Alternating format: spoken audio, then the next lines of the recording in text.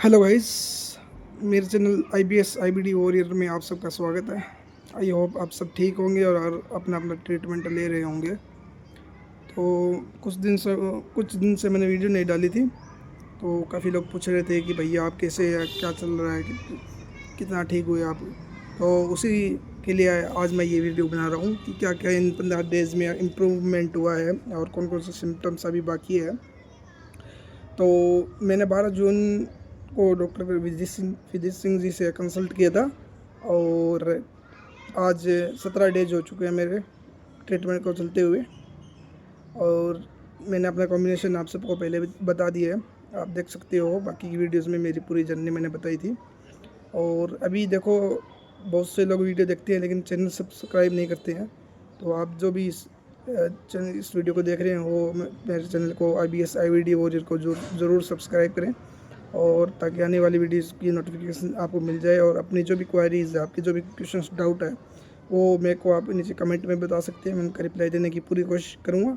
और साथ में मेरी इंस्टा ID भी मैंने नीचे दी हुई है, तो आप मुझसे अगर किसी को कुछ हेल्प चाहिए हो, कुछ पूछना हो, तो मेरे से इंस्टा पर कांटेक्ट कर सकते हो।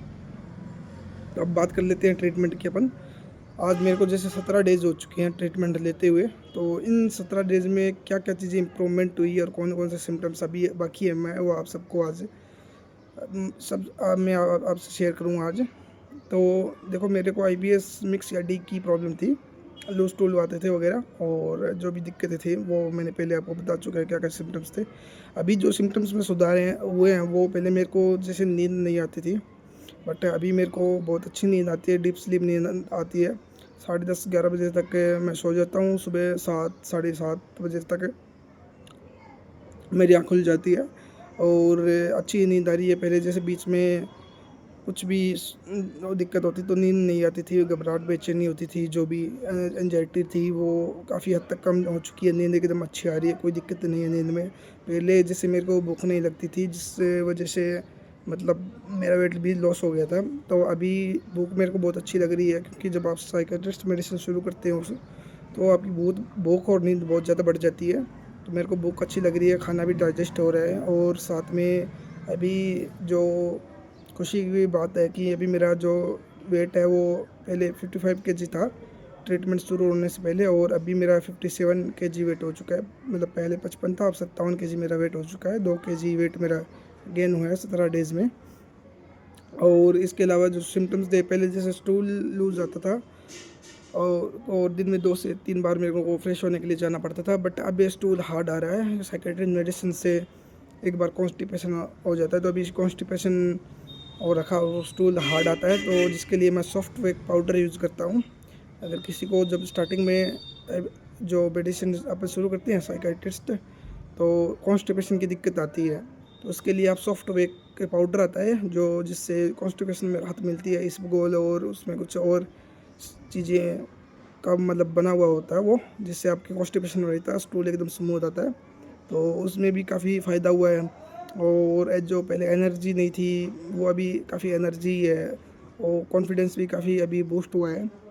क्योंकि जब आप सही ट्रीटमेंट शुरू कर देते हो, तो उसके बाद दिक्कतें आना जैसे जैसे आपकी सिम्टम्स है वो कम हो जाते हैं। एसिडिटी में भी मेरे को थोड़ा रिलीफ है, और ब्लोटिंग में भी थोड़ा मेरे को आराम है, पहले से काफ़ी फ़ायदा है। 20 से 30% अभी मेरे को इम्प्रूवमेंट लग रहा है इन 17 डेज़ में। अभी जो मेन सिम्टम्स बने हुए हैं, जैसे एक तो ब्लोटिंग का, जो पेट है, थोड़ा खाना खा लेते हैं तो पेट फूल जाता है, तो वो ब्लोटिंग का इशू मेरे को बना हुआ है। और थोड़ा मेरे को पेट में जलन और एसिडिटी का जी प्रॉब्लम थी मेन, वो थोड़ी बनी हुई है। और इसके अलावा काफ़ी सुधार भी हुआ। तो साथ में अब मैं आपको एक टिप और बता देता हूँ। जब आप साइकाट्रिस्ट ट्रीटमेंट शुरू करते हैं, तो IBS पेशेंट में लगभग देखा जाता है कि उनका वो विटामिन D3 और विटामिन B12 है ना, उनकी कमी रहती है। तो उसके लिए मैं अभी सप्लीमेंट ले रहा हूँ, विटामिन B12 की टैबलेट्स और D3 की कैप्सूल्स। तो जब आप ट्रीटमेंट शुरू करो तो अपने डॉक्टर से पूछ के ऐड करवा सकते हो, या आप अपना टेस्ट करवा लीजिए विटामिन D3 और B12 का।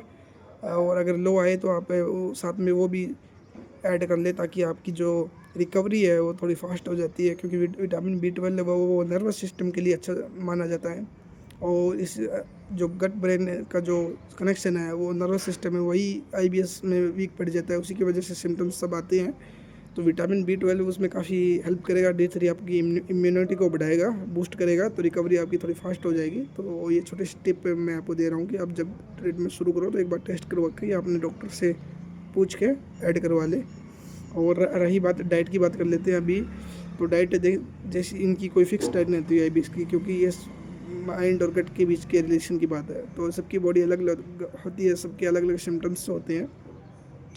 बट आप स्टार्टिंग में थोड़ा मिल्क अवॉइड करें। मिल्क मतलब जैसे मैं अभी घर का बना सब कुछ खा रहा हूँ और मिल्क नहीं लेता मैं। बाकी आप दही, बटर मिल्क ले सकते हो, कोई दिक्कत नहीं है।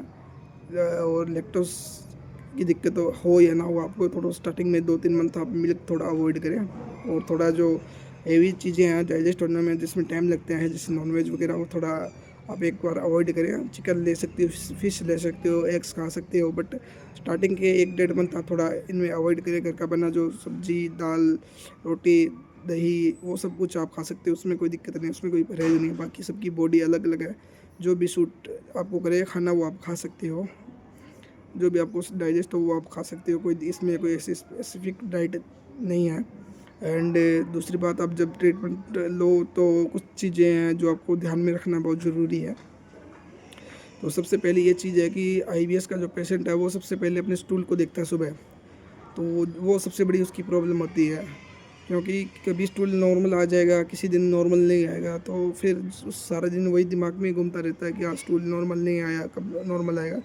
तो मेरी सबसे बेस्ट एडवाइस है, बाकी जितने भी पेशेंट्स जो रिकवर कर रहे हैं, वो जो भी डॉक्टर्स हैं, वो भी यही बोलते हैं कि आप अपना स्टूल मत देखो, चाहे कैसा भी आए, लूज आए, हार्ड आए, कैसा भी आए, आप मत देखो। क्योंकि देखोगे फिर आपके वापस दिमाग में वही थिंकिंग शुरू होगी, इससे फिर ओवर थिंकिंग से आपकी एंजाइटी बढ़ेगी और वापस वही सर्कल शुरू हो जाएगा।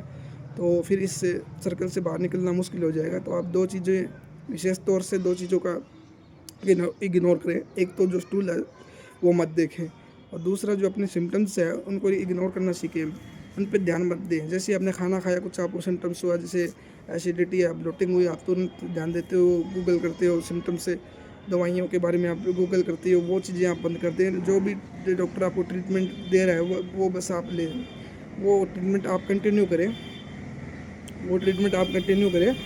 और उस पर कुछ डाउट मत करें। और जब भी अगले मंथ आपका और कंसल्टेशन हो, तब आप अपने जो भी आपको फ़ायदा हुआ है, जितना जो चीज़ें बनी हुई, सिम्टम्स बने हुए हैं, वो आप अपने डॉक्टर से पूछ सकते हो।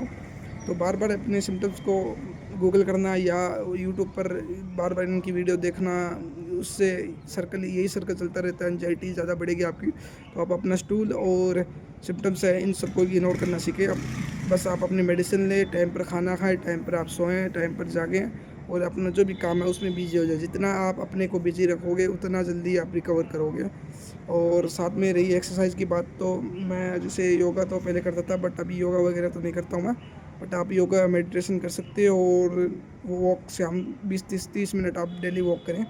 ज़्यादा हैवी एक्सरसाइज आप मत करें, और लाइट खाना खाएं। ज़्यादा हैवी डाइजेस्ट जो जिसमें दिक्कत हो, ज़्यादा टाइम लगे, वैसा खाना मत खाएं, और लाइट खाना खाएं, और थोड़ी वॉक वगैरह करें, खुद को बिजी रखें, पॉजिटिव सोचें। नेगेटिव चीज़ों से, नेगेटिव थिंकिंग से, नेगेटिव जो इन्वायरमेंट है उससे आप थोड़ा बचने की कोशिश करें। क्योंकि जितनी ज़्यादा नेगेटिविटी होगी उतनी ज़्यादा जो आपकी रिकवरी है वो कम होगी।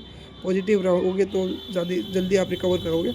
और इसके अलावा आपका कोई डाउट हो तो आप मेरे को कमेंट में सेक्शन में पूछ सकते हो, मैं उनका रिप्लाई देने की पूरी कोशिश करूँगा। इसके साथ ही मैंने अपनी इंस्टा आईडी दे रखी है, मैं नीचे कमेंट में अपनी इंस्टा आईडी छोड़ दूँगा, ताकि आपको कोई भी आपका डाउट हो, कुछ आपको पूछना हो, तो आप मेरे से इंस्टा पे पूछ सकते हो। मैं आपकी पूरी मदद करने की कोशिश करूँगा, क्योंकि एक आईबीएस पेशेंट दूसरे आईबीएस पेशेंट को समझ सकता है। बाकी लोगों को नॉर्मल लगता है, लेकिन एक जो दर्द है और जो दिक्कत है, जो परेशानी एक पेशेंट झेल रहा है, वो दूसरा पेशेंट ही समझ सकता है। क्योंकि या तो आप जानते हो खुद को कि आप किस प्रॉब्लम से, दूसरों को वो चीज़ें समझ में नहीं आती। बट एक आईबीएस पेशेंट दूसरे आईबीएस पेशेंट की दिक्कत को समझ सकता है।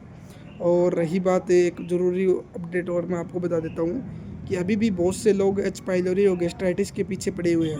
वो ट्रीटमेंट ले रहे हैं, कोई 2 साल से ले रहा है, कोई 3 साल से ले रहा है, उनको कुछ इम्प्रूवमेंट नहीं हुआ है।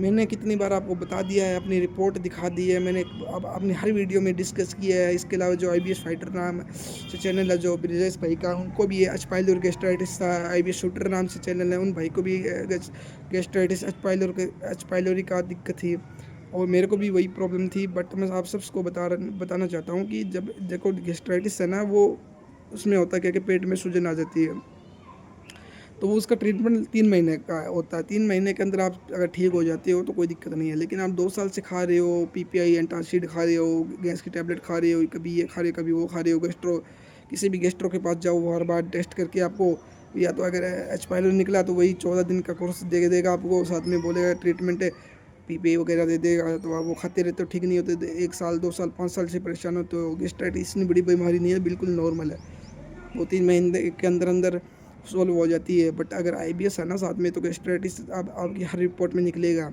मैंने ये डॉक्टर से भी कंफर्म किया था, मैंने विजय सिंह जी से पूछा था कि IBS पेशेंट में बोलते हैं कि रिपोर्ट नॉर्मल आती है, उन्होंने बोला कुछ प्रॉब्लम आ सकती है गैस्ट्राइटिस वगैरह, क्योंकि जब आपका खाना डाइजेस्ट नहीं होता ना IBS में, तो वो पड़ा पड़ा पेट के अंदर फर्मेंट होने लगते हैं, जिससे वहाँ जो सूजन है, वो खाना डाइजेस्ट नहीं है तो वहाँ सूजन हो जाती है, जिससे बैक्टीरिया ग्रो करने लगते हैं। और आप सोचते हो कि एच पाइलोरी की वजह से दिक्कत आ रही है। 2 साल से मैं भी झेल रहा हूँ, लेकिन अब मेरे को देखो कितना इम्प्रूवमेंट मिला है 2 साल में। मेरे को इतना कभी रिलीफ नहीं मिला है। आयुर्वेद, होम्योपैथी और बड़े से बड़े गेस्ट्रो का ट्रीटमेंट मैंने लेके देखा है, बट कहीं से भी आराम नहीं मिला। बट अब मेरी रिकवरी जर्नी चल रही है, क्योंकि मैं साइकेट्रिस्ट ट्रीटमेंट ले रहा हूँ।